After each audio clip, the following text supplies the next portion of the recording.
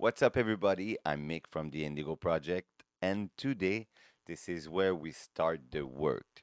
After 5 weeks of talking, we're about there right now, and let me tell you, today's episode is like a slap in the face because no more excuses. But before going on, please like, subscribe, comment. It will help grow the channel, and I'm always open to any conversations, even if you don't disagree. Just leave a comment and we'll talk about it. We'll make it up for sure. So, I'm saying today it's a slap in the face because we started with separating ourselves with our ego, with the way of the master 2 weeks ago. Then it was about more to change our perceptions from believing to knowing. And now it's going to be about taking control of our own life, our own peace, the ownership of our own life. And a lot of people think that awakening is more about like realizing that the world that we live in, it's not what it seems. And I know we live in a pretty fake and weird system of society where helping each other, being generous, doesn't really make sense in our system. But for the sake of this discussion, we're going to push the meaning of awakening to another level. And this is the real slap in the face because we cannot find any excuse anymore. What if waking up from the illusion is a matter of perceptions? It's a matter of choice. What if waking up is more about taking back control of your own life, of your own emotions, of your own truth, and of your own peace? What if it's taking accountability for your own actions and your own decisions? And instead of thinking that you're a victim in a crook system, awakening would be rather be realizing the opposite, that everything you brought forth in your life, you did it by yourself. So it's all your fault. Welcome to the Indigo Project.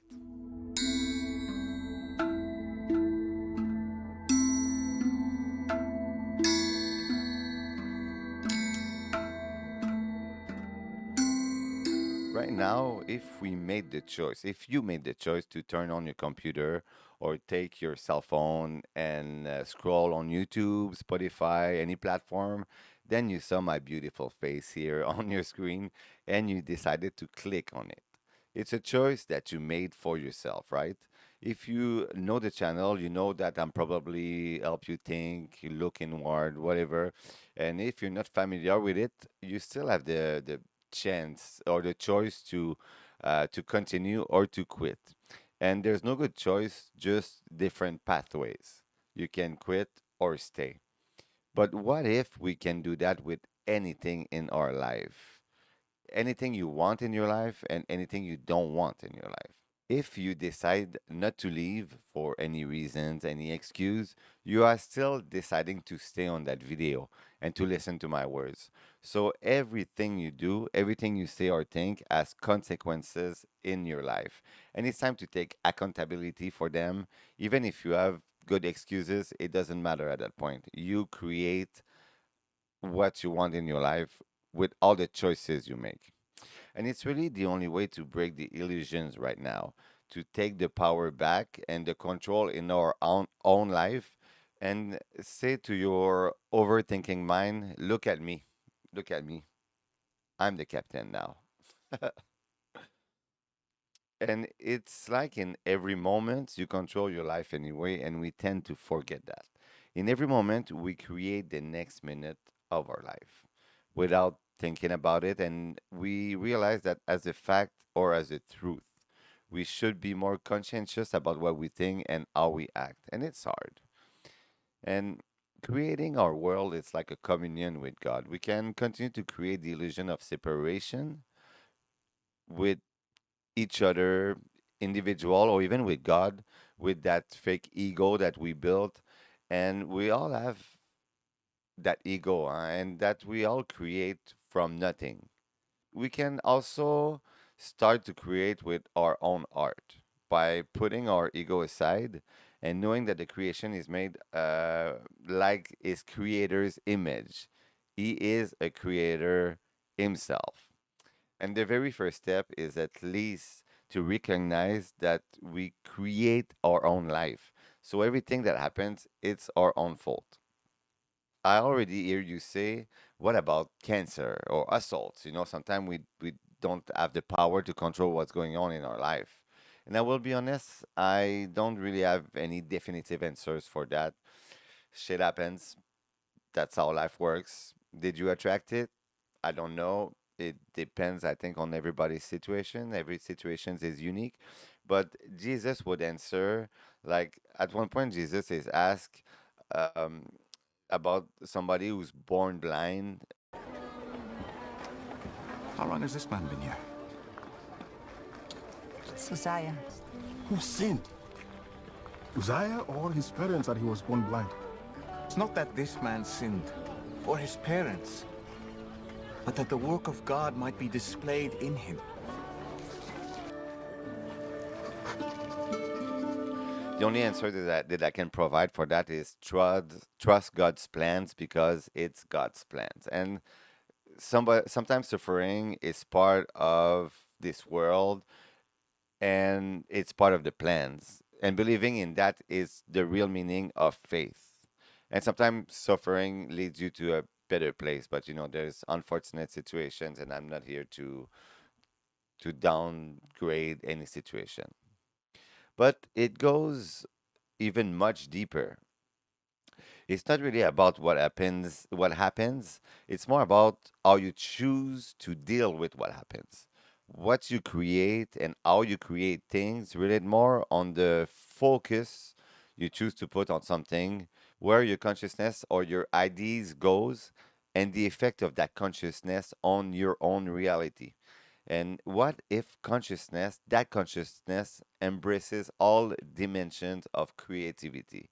In other words, what if everything you experience is a result of what your own consciousness or your own perceptions? It's about the way you think, the way you qualify everything, the way you judge everything you know. Because it's kind of the goal of existence, right? Embodying the physical domain, experiencing reality as we know it. And we can agree, if you believe or you not believe, you can still agree with that we are here to experience this world, maybe for random reasons, but we have a body, we have a consciousness, and we are experiencing everything we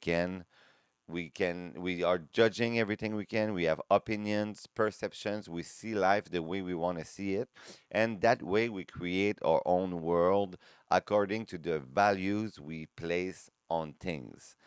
I value something more than something else and make my decisions about how to run my life regarding those values. And we experience life this way. So what about those values? Is there better values than others? Some people worship love, some people worship war, some people worship money. So, is there better values than others? Is there better people than others then? And is there people that are more evolved and advanced in that way? And the answer is no. There's no spiritual advancement because everybody starts at the same level, the level of freedom. Everybody has the free will to change their own perceptions, and it is the beauty of life. And when we change our own perceptions on things, we can attract something else in our life. So it's not about advancing or get better. It's just about to have the freedom to choose what is better for us in our life. And everybody has that freedom. We have to take that freedom for ourselves now and have the accountability. That freedom will always stays with us from before we incarnate to this world to after we die. This is my belief. You choose everything that you attract in your life with your attitude, and this is the slap in the face. We can argue about that for sure, but by taking accountability of our own life, we can at least try to be in peace with what comes and go.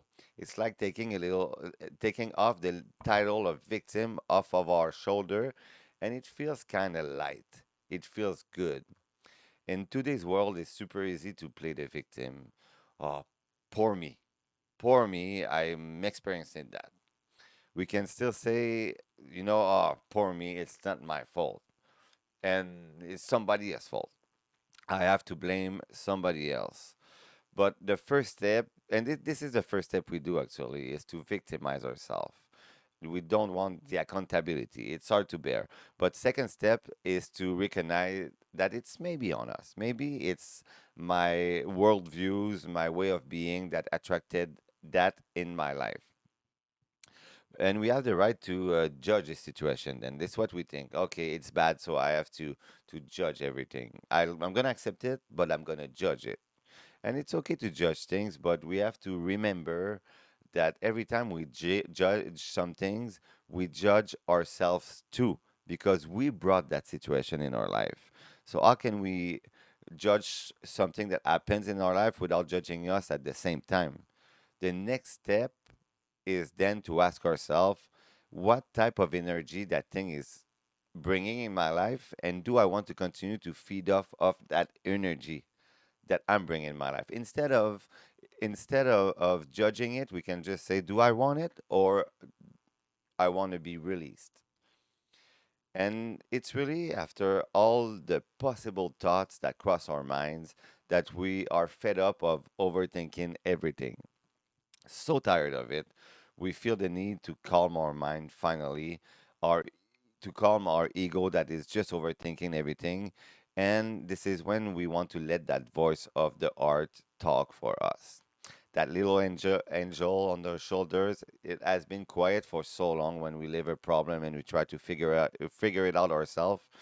And we are ready to welcome peace.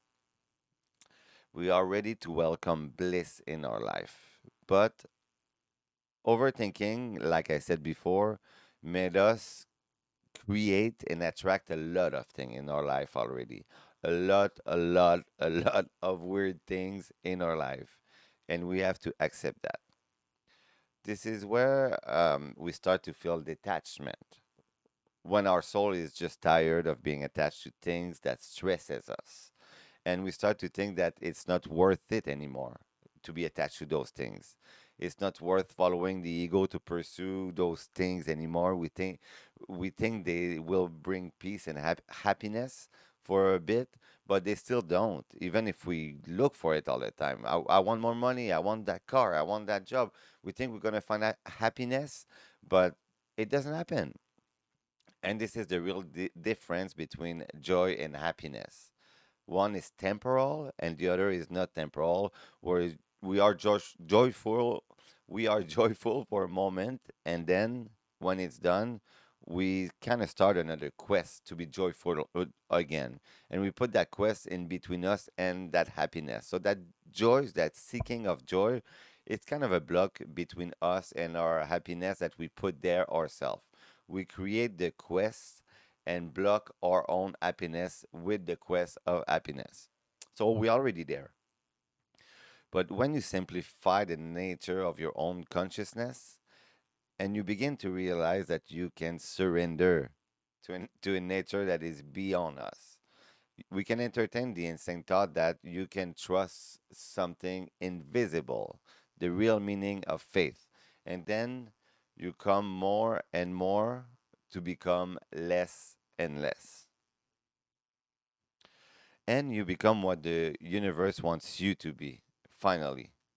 Y- Not what you want to be, but what the universe wants you to be. Just a vehicle that adapt to everything that happens all the time. And that vehicle promote and share love. Your only job is that vehicle is to clean your windows, polish your floor. You can weed your garden so the light can pour forth unimpeded. And no longer you will find the need to defend your perception anymore. To defend your point of view, um, it's not important anymore. You can now think about all your thoughts, your perceptions that you had before, the actions that you did before, all judgments and all desires that you held for yourself or anybody else. And then they will not disturb your peace anymore because you are in control of your own emotions. That's the goal. and therefore of your own life. But you have to take accountability of all the judgments and perceptions you had in the past. And you will smile. You will realize that you are a sinner, but at the same time, you are a saint. It's a matter of choice. You have that little devil and little angel on your shoulders, like everybody else, and they help you to create your own world. Which one do you want to listen to then? Because they are both part of you. And at the end of the day, your choice is going to bring happiness or sadness. So you have to choose wisely, peace or chaos, and nothing else. This is the real game of life. And this is the hard part, but how satisfying when you can put that little demon aside, when you can put that ego aside, and just see with the eyes of the angel, that Christ consciousness, that Holy Spirit, because you see the purity that is inside of yourself with that voice of the heart. And you're still free to see them as you want to see them. Don't get me wrong, it's still a matter of choice. Everything it's a matter of choice. It's like if you work in an office. Simple example. The light just goes off. The light bulbs burns. You can choose to react the way you want. You can curse the office and the boss that you hate. You can just complain to your boss. You can complain that you can't work in those conditions. You can blame the whole country. You can blame Donald Trump or the Pope if you want. But you can just also get up, get a new bulb, change it in peace, and go back to work because we have to live in a system that we need money to survive, and we have to accept that in peace. We have to play the game and may as well choose to enjoy that game and find peace because we are in control. We have the freedom, and it is the freedom not to be mad at the situation and keep our peace for ourselves. And you're gonna probably be better at your job anyway if you keep that attitude. So the first step in awakening, we have to acknowledge that nothing which you are experiencing right now is caused by anything outside of you. You experience only the effects of your own you experience only the effects of your own choice all the time. And this is where we can recognize a real spiritual leader if someone wants to help you. Because a real leader shows you that you have the freedom and you have the power in your own life. But a lot of them right now are saying that if you don't obey, you will burn in pain for an eternity without any chance of forgiveness. But the real deal is about giving you back the power the power of God because you are the child of God. You are His child. And you are paving the way for His kingdom on this earth. This is what Jesus was saying. By experiencing and learning peace, you are paving the way for the kingdom of my Father. And it's all about to turn your attention upon your own center, your own mind, your own behavior, upon what is true for you, and to study it, to consider it, to feel it inside of yourself, and to breathe the light of divinity through your own experience in every moment, and to restrain your mind so you can assume complete responsibility of your emotional state. And what you attract in your life every day depends on that at every moment. And when you take accountability, you can make peace with that fact. And trust me, it's hard, but it's fruitful. I'm teaching this right now, and I'm teaching this right now because the best way to learn things is to teach those things. And I'm not perfect, and it slips off my mind a lot for people who knows me. And it comes back later, and more you practice it and more it becomes easy to remember that feeling of peace and to try to reach it again just by letting go of the conflict or of the bad situation that happens in your life. And it makes you understand why you do it, because that feeling of peace feels super good, and it wants to make you do it again next time because it feels lighter and lighter more you practice that inner investigation. So the first thing we have to do is to slap our ego in the face and say, you know what? I've done everything for myself. I've done it to myself. I did it and I must correct it. So no one else is to blame. The world is innocent and I am innocent in this world as well. I am a sinner and I am a saint. I can choose which one I want to be. Without that choice, there's no peace. Without that, I can't transcend the false identification of my own ego. And if there's no peace inside of me, how can we expect other people to be peaceful? And if I have no peace inside of me, how can I expect the world to be peaceful? It has to start somewhere. And it's the reversal of every thought, every judgment, every opinions, every perceptions you ever had about anyone, anything, ever. It's a big work. It's a huge mental process, but if we think about it, when we let go of something, like let's say we lift a huge rock and it's hard to keeping it in our arm, but when we drop it, the feeling of letting it go just feels good. It's way harder to keep it in our hands, you know. So that's why we call it the way of the heart and not the way of the mind. Because once you let go of that heaviness, that those perceptions, those opinions, your mind stop to be your master and start to be the humble servant of the heart, which got you to shine the light in your life. And once your mind is restricted to serve your heart, it becomes quiet and it feels good. It feels light. This is why it's not the way of the mind, but it's the way of the heart. In the way of mastery, they say the heart feels all things, embrace all things, trust all things, and allow all things. Your heart is the mind of God, is the mind of the universe who thinks through you, what you call the Holy Spirit. And this is the only way we can really find peace and happiness. So, happiness is not a pathway of avoidance, but a pathway of truthfulness. Being truthful with yourself first, it's not a pathway of ambition or pride or accomplishment. It is realizing every hope you ever had and every wish to be special, to be better than others, to have more than others.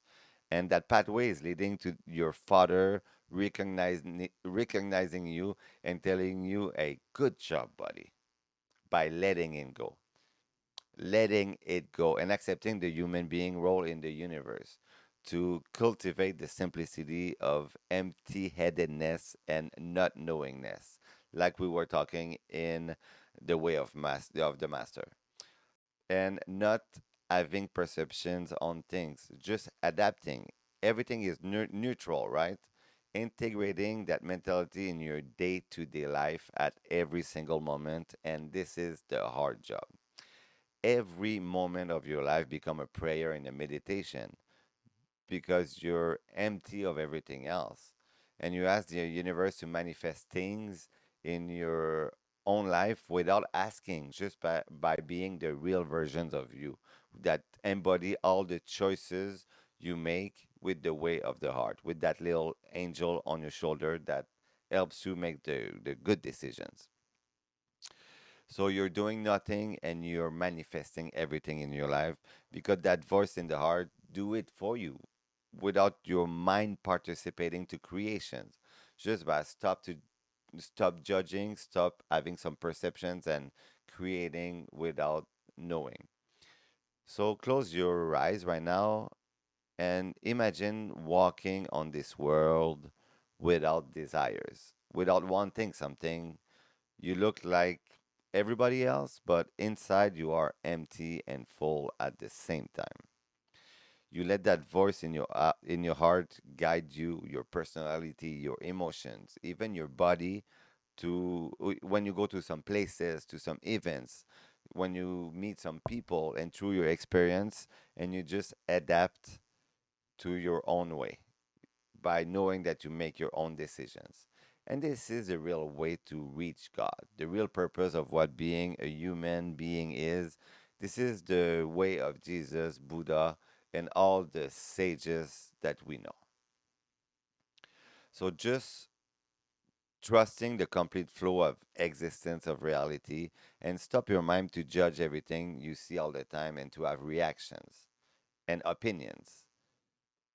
Opinions are tiring sometimes because that mind inside of our art can do the job better than our own opinions.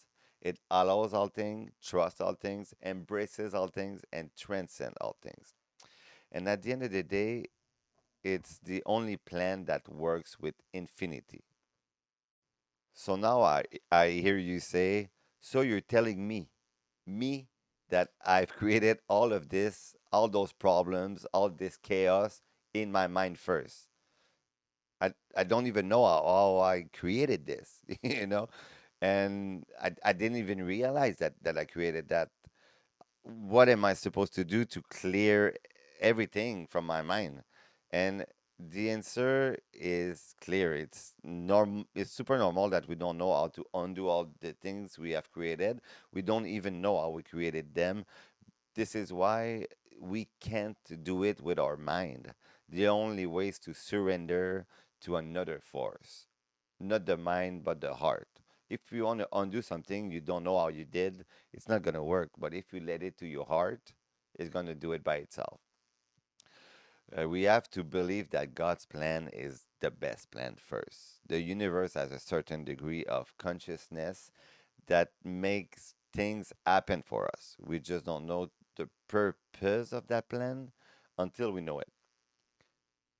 So what if the Father is sending you all those experiences in your life so you realize the way home, the way to reach Him, the ultimate consciousness of the universe, the ultimate bliss of the universe?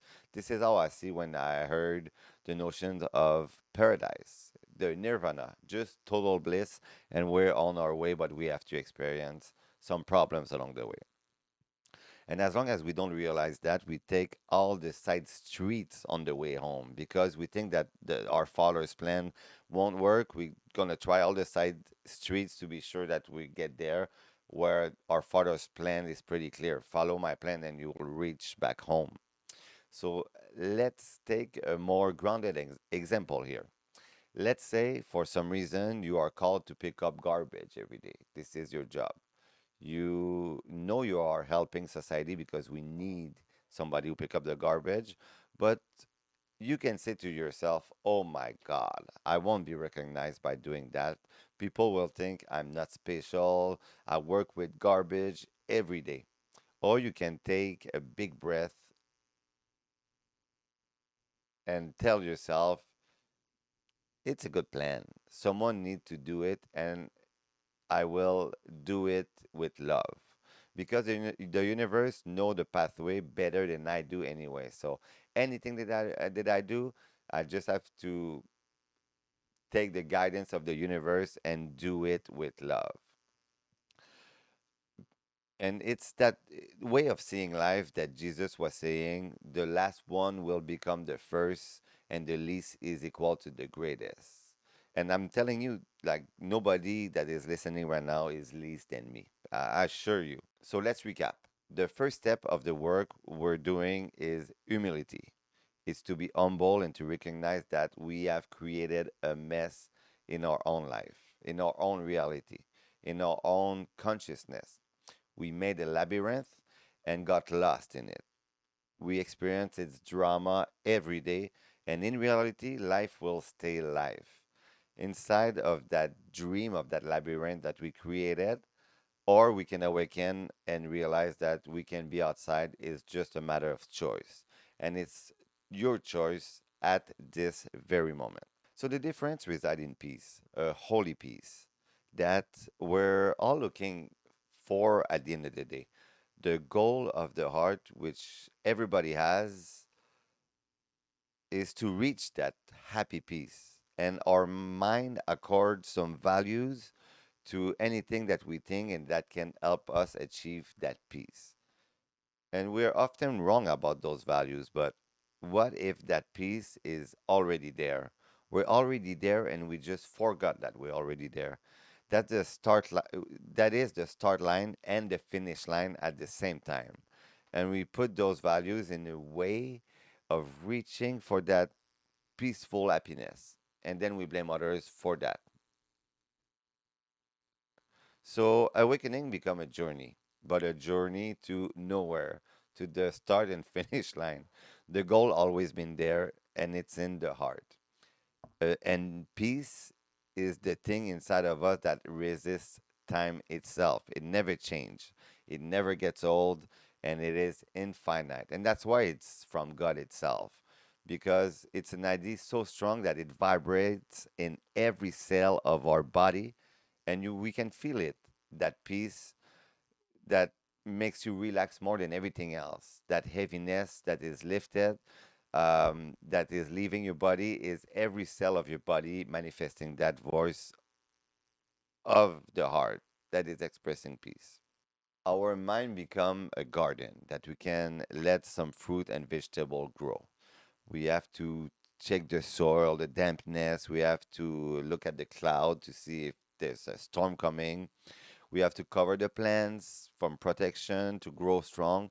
And even if someone comes, we can tell them to leave if they disrespect your garden.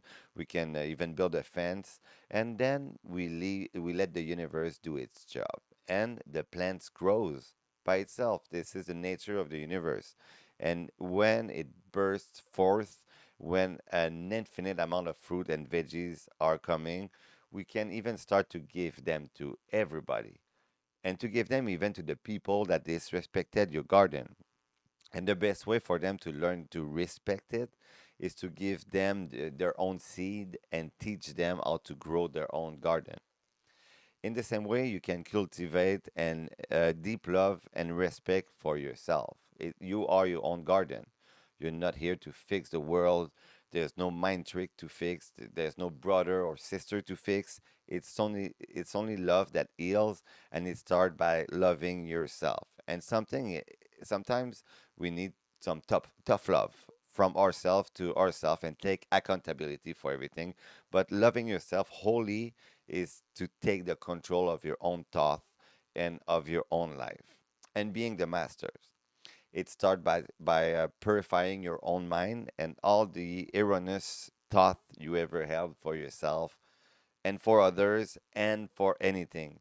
And until you love the true self you are deep down, apart from all perceptions you wear as an identity, it's impossible to truly love something else because true love happens when you let your guard down.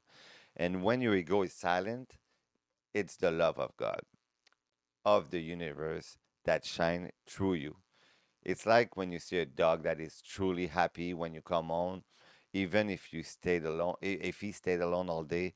This is that state of consciousness that a wise gardener used to cultivate his own garden. The state of consciousness that we use to cultivate our own self by that happiness. So trust the creator because the creation is a pathway to your father, the unconditional bliss. Actually, you're already our home because the kingdom of my father is inside. Sometimes there will be some shouting in the kingdom, but you realize that the shouting is within your own mind, your own emotions. And the goal is just to be humble and to recognize it and stop the shouting, to realize that you are so powerful that you're creating something that doesn't even exist. You are creating insane perceptions of yourself and of the world around you, and you create problems around it. And you can love yourself for having that power instead of shame. We can now even laugh about it because we know they are not really true. So the way of the art is the final pathway to that. It is the only pathways. In that way, once again, Jesus was saying, I'm the way. And that way is the way of the heart. There's many ways to realize that pathways anyway, but all the roads leads to Rome at the end of the day. It's to look inside the blackness of your own ego and shine the light and take accountability for what your personality attract in your life and how you react to it. And when you shine the light, you are amazed with a sense of wonder, like a little child, to look how much space is there to really put everything you want in your heart after that, because you see there's so much space. So many sages said that you have to become a little child. We can look at things that adults find concerning and be okay, and then we mind our own business. The way of the heart is then to not identify with the darkness of the ego, but with the light that shine away all the darkness. We're not that darkness, we are that light. Not by fighting it, but by recognizing that you created it and that you have the freedom to choose again. And when you choose again, some surprise can happen. Your life can change. You can attract good things that your mind didn't even think about. And this is why it is the way of the heart. In the way of masteries, there's a beautiful quoting. It says, "So along the way, you will recognize to shake hands with the devil and do a little jig with it and recognize his face to be your own. Because when you can dance with the darkness within, the devil transforms into an angel, and light abides with light. The real meaning behind Lucifer, right? The light bringer. The devil makes you recognize the light inside of yourself. By worshiping the intellect, the mind, over the voice of the heart, we kind of worship the devil. We worship our ego. And it can never bring the healing we need, the healing the world need. And it's by realizing that the intellect is just there to control our own perceptions. And when we give up that worship of the intellect over the voice of God, the voice of the heart, this is true believing, believing in yourself and in your divinity beyond your sins. So let this year be the moment where you bring up within yourself everything is unworthy of the mind in your heart, the mind of Christ, the Holy Spirit. Every thought of scarcity, every sense of unworthiness, every fear, let them come up. Look at them, embrace them, transmute them to your own love of self and true honesty and humility. Accept who you are. Stop pretending what you want to be because what you really are is even more beautiful. And the wisest are always humble anyway. So close your eyes. Just 1 second. Imagine all those perceptions, all those judgments and opinions, they can leave your body with a single breath. Imagine all the darkness in your heart leaving with it. Imagine the light shining in your heart when you breathe and give your creator the permission to sweep the basement a little bit to give some space because there's nothing there anywhere worth defending or protecting and let him fill it with bliss. So let's have a big breath together and let go of all those opinions, judgment, and perceptions.